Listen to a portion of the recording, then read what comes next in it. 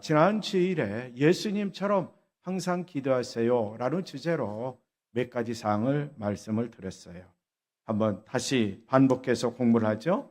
예수님이 언제 기도하셨을까? 중요한 사항이 있었을 때 항상 기도했어요. 언제나 습관에 따라. 그런데 예수님은 세례를 받으실 때, 예수님은 이적을 행하시기 전에도 기도했고, 또 한편으로는 이적을 행하신 후에도 기도했어요.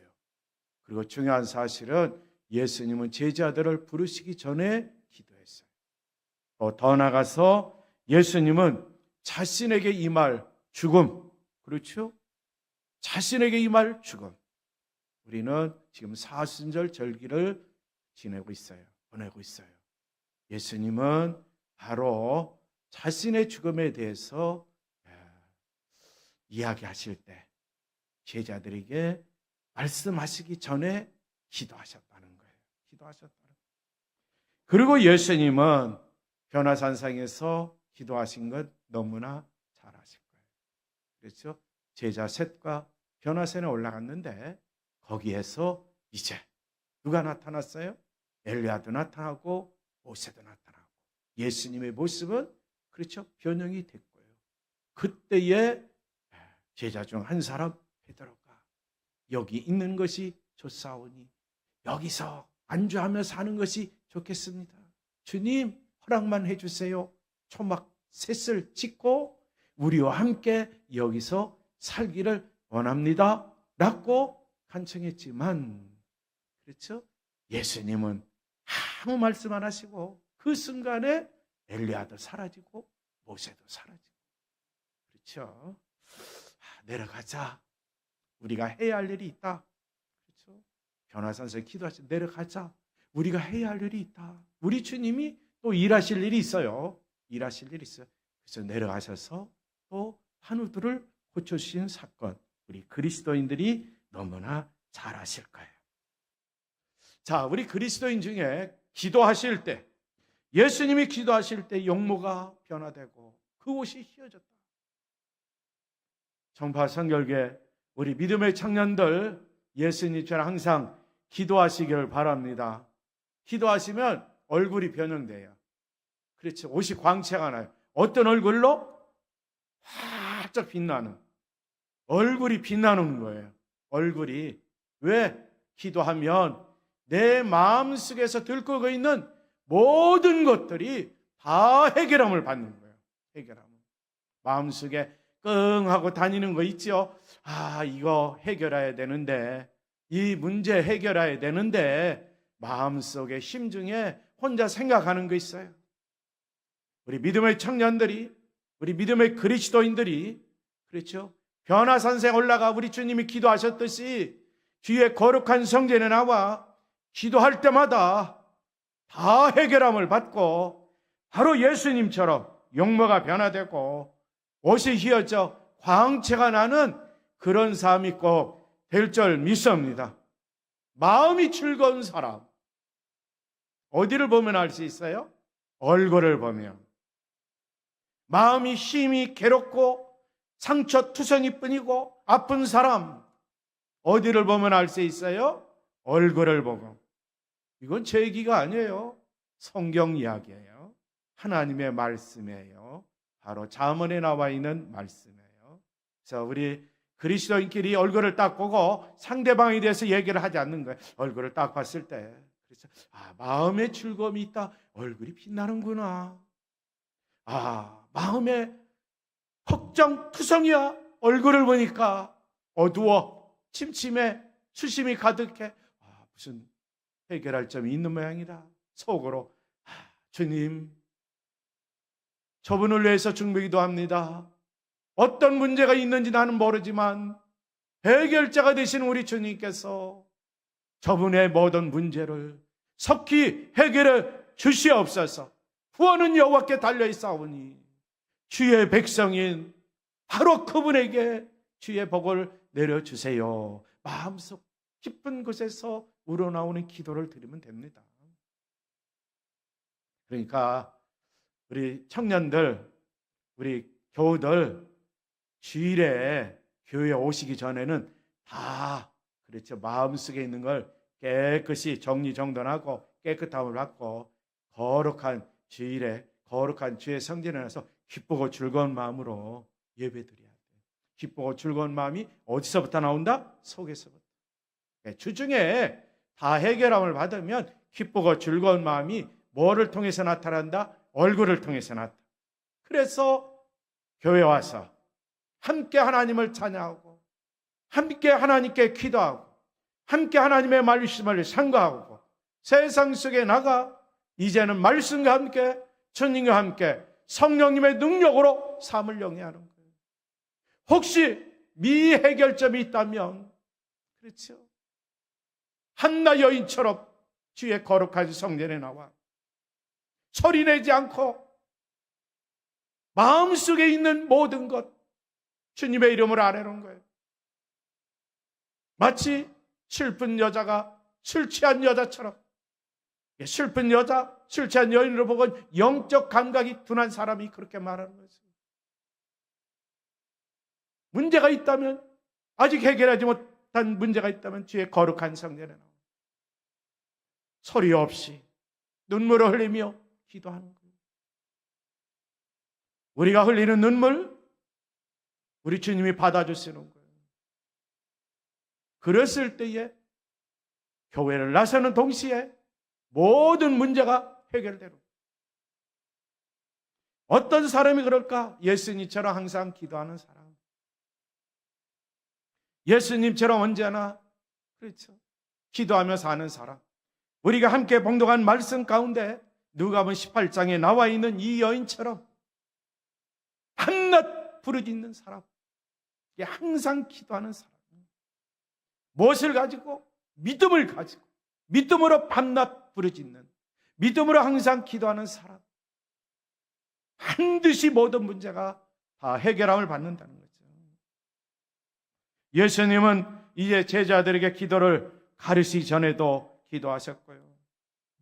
예수님은 전도로 보냈는데 70인이 돌아왔을 때도 그들을 위해서 또 기도하셨고 전도하러 파송하기도 기도하고 전도한 자 돌아와서도 또 기도하고 마지막으로는 다음 주일에 또 심도 있게 살펴보겠지만 예수님은 우리 그리스도인 잘 아시다시피 겟세마네 동산에서 기도하셨어요. 겟세마네 동산에서. 겟세마네의 동산에서의 기도는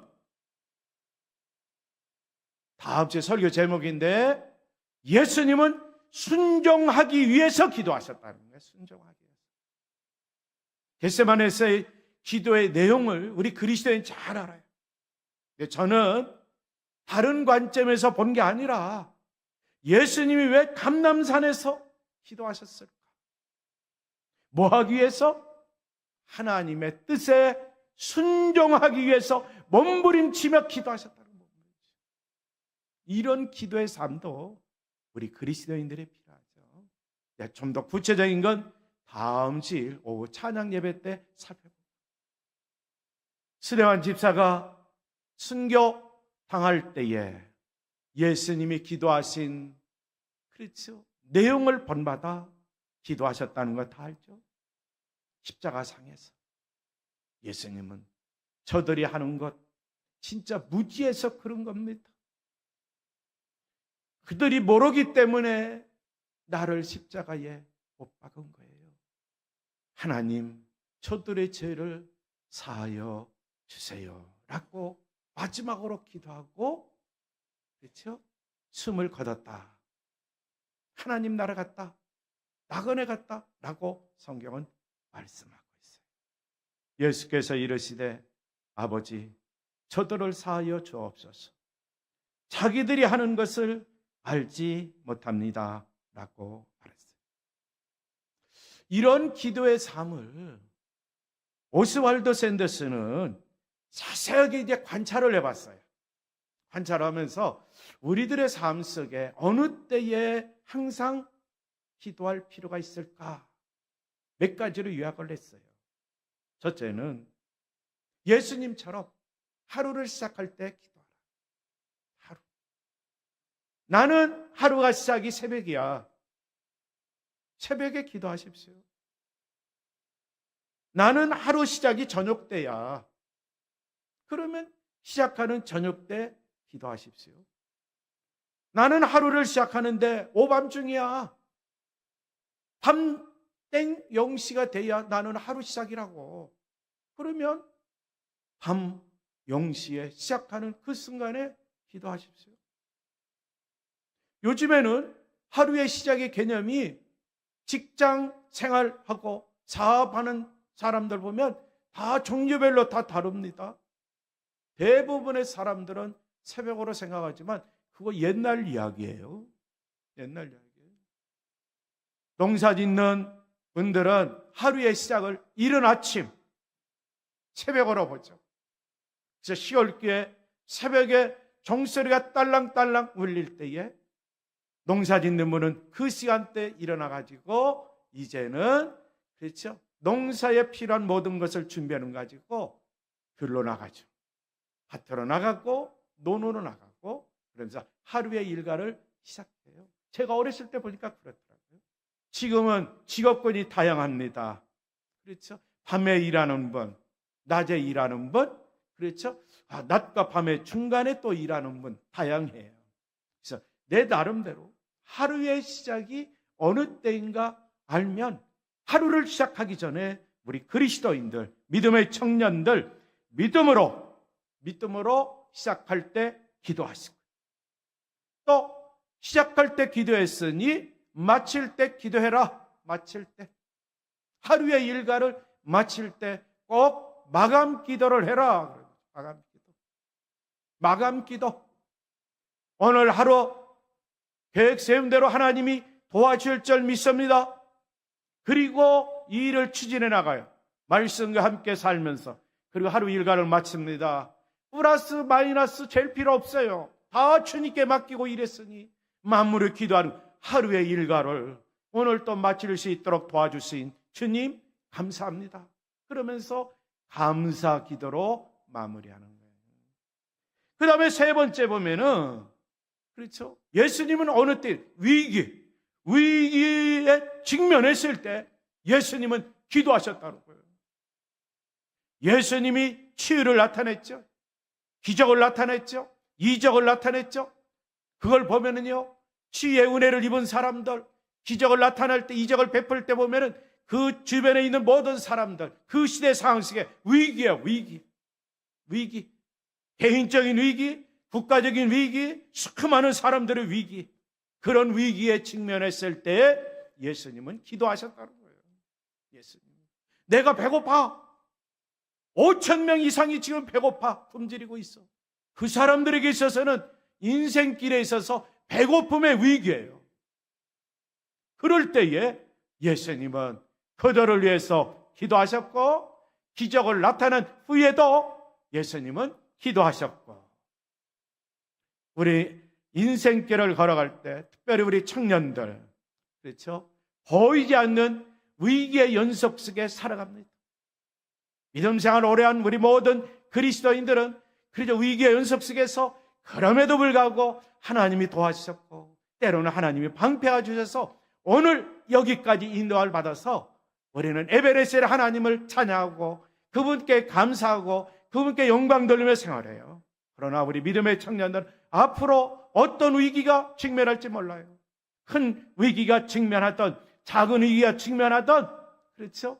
먼저 하나님께 기도하는 청년들이 꼭 되시기를 바랍니다. 그러면 그 위기를 모면할 수 있는 하늘의 지혜도 주시고 능력도 주시고 그 다음에 그렇죠. 모든 일을 감당할 수 있는 그렇죠? 힘을 주신다는 거죠. 힘을.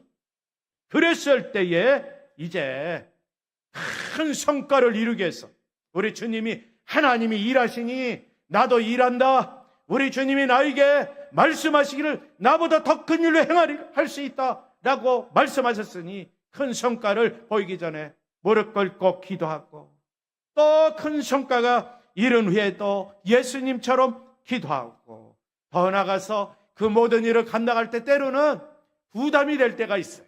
부담이. 그렇잖아요? 부담이 안 되는 일은 아무것도 없습니다. 교회에서 봉사할 때도 부담이 되고 가사 일을 돌볼 때도 때로는 부담이 되고, 자녀들을 양육할 때도 부담이 되고, 우리 믿음의 청년들이 친구들끼리 만나서 생활할 때는 부담이 되고, 직장, 사업장 이거 말할 것도 없고요. 학교 생활도 말할 것 큰 부담이 생겨, 작은 부담이 생겨. 그때는 더 기도하라는 힘을. 그래서 예수님처럼 항상 기도해야 된다는 거죠. 그리고 이번은 슬픔이 찾아왔을 때 사람은 다 기대치가 있는 거예요. 부모님은 자녀에 대한 기대치, 자녀는 부모님에 대한 기대치, 교우들은 목사에 대한 기대치, 목사는 교우들에 대한 기대치, 직장에 가면 상사에 대한 기대치, 상사는 나에 대한 기대치, 내가 회사의 CEO가 됐을 때에 그렇죠, 회사에 대한 기대치, 사원들에 대한 기대치, 또 역으로도 그런 그 기대치에 못 미룰 때가 많이 있어요. 그때 나 자신을 모르게 어딘지 모르게 슬픔이 찾아오는 거예요. 나는 최선을 다해서 열심을 다했는데 열매가 이것뿐이냐고. 그러나 우리는 그 순간에도 슬픔이 찾아왔다 할지라도 슬픔을 이기기 위해서 기도하세요. 작은 열매가 맺었다는 것은 하나님의 놀라운 은혜예요.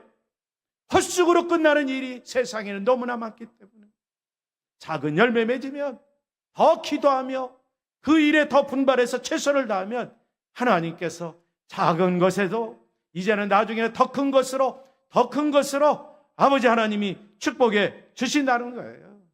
그래서 삶의 현장에서 나도 모르게 슬픔이 찾아왔을 때 그 슬픔 가운데서 예수님은 기도하셨어요. 그렇죠. 우리 그리스도인들도 믿음의 청년들도 기도하며 살아야 돼요. 그래서 마침내 나에게 주어진 십자가, 나에게 주어진 십자가가 있어요. 누구든지 말로 표현할 수가 없어요. 그렇잖아요. 그 십자가를 지고 주님만을 믿고 따를 때 나에게 힘이 되어주시는 분은 바로 우리 하나님 아버지인데, 그 하나님 아버지를 움직일 수 있는 파워, 힘이 뭐냐? 우리 그리스도인들의 기도, 믿음의 청년들의 기도인 줄 믿습니다. 기도를 하면 하늘의 능력이 나에게 임하는 거예요. 그래서 나에게 주어진 십자가, 내가 묵묵히 주님처럼 말없이 지치지 않고 힘들지 않고, 그렇죠, 지고 천성을 향하여 걸어가는 우리 청년들, 우리 그리스도인들이 될 수 있다는 사실, 이러한 원리를 아시고 이 한 주간에도 계속해서 예수님과 함께 기도의 삶을 지속하는 우리 모든 그리스도인들이 꼭 되시기를 바래. 로마서 12장 12절 말씀을 읽고 이제 합심으로 기도하겠어요. 소망 중에 즐거워하며 환난 중에 참으며 기도에 항상 힘써라. 그래서 소망을 품고 즐거워하며 환난을 당할 때 참으며 기도를 꾸준히 하십시오. 소망을 가지고 기뻐하고 환난 속에서도 잘 참고 꾸준히 기도하는 삶, 누구처럼? 예수님처럼 마침내, 그렇지요, 승전가를 부르고 승리의 깃발을 들고 주님만을 찬양하며 생활하는 우리 청파성결교회 믿음의 청년들, 우리 원 그리스도인들이 다 될 줄 믿습니다.